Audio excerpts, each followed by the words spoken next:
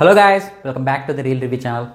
ఈరోజు మన రివ్యూ కుర్చీని మడతపెట్టి అంటాం. మరి నా త్రివిక్రమ్ అన్న ఏం చేస్తున్నావు నువ్వు? అసలు పెద్ద స్టార్ని పెట్టుకొని నువ్వు చేసే పాటలు ఇవా అన్న? ఇప్పటికే మూవీ మీద హైప్ చాలా తక్కువగా ఉంది. నాకు కొద్దిగా హైప్ని కూడా మీరు తగ్గించకండి ఇలాంటి పాటలు పెట్టేసి. ప్రోమో విన్న తర్వాత ఏమనిపించిందంటే, కొడక కోటేశ్వరరావు పోతవురు అలాంటి వైపు అనిపించింది. ఎందుకో ఇది కూడా కొంచెం అజ్ఞాతవాసి అలాగే కలిసిపోద్దాం అనిపిస్తుంది.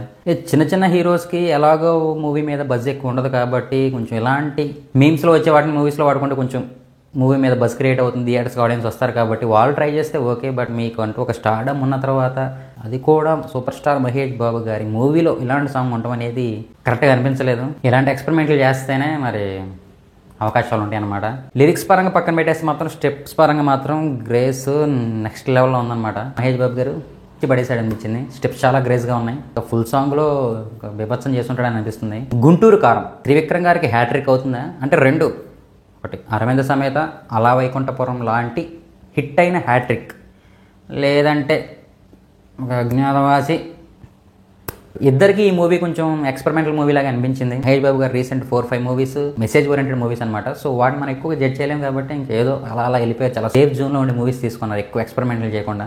అలాగే త్రివిక్రమ్ గారు కూడా లాస్ట్ 2 మూవీస్ కూడా కొంచెం ఒక మెసేజ్ ఓరియంటెడ్ మూవీస్ అనమాట. బట్ ఈ మూవీ కొంచెం మెసేజ్ ఓరియంటెడ్ మూవీ లాగా అనిపించట్లేదు. అలా అయితే ఇద్దరికి ఎక్స్పెరిమెంటే కాబట్టి ఈ మూవీ అయితే హిట్ లేదా మంచి ఫట్ అయింది అనమాట.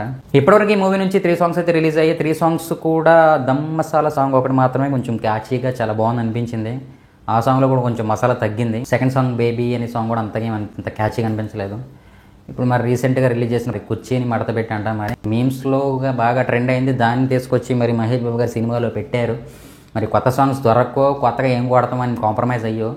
ఓన్లీ ఫ్యాన్స్ వరకు అయితే కొంచెం ఇది మంచి హైప్ని క్రియేట్ చేస్తుంది, కానీ రిమైనింగ్ ఆడియన్స్కి అయితే మూవీ మీద కొంచెం ఎక్స్పెక్టేషన్స్ అయితే తగ్గించేలాగే ఉంది ఈ సాంగ్. నాకైతే ఈ సాంగ్ విన్న తర్వాత ఉన్న చిన్న హోప్ కూడా తగ్గిందనమాట మూవీ మీద. మీకు ఎలా అనిపించేది కింద కామెంట్ సెక్షన్లో మెన్షన్ చేయండి. Thanks for watching. Until then take care. Bye.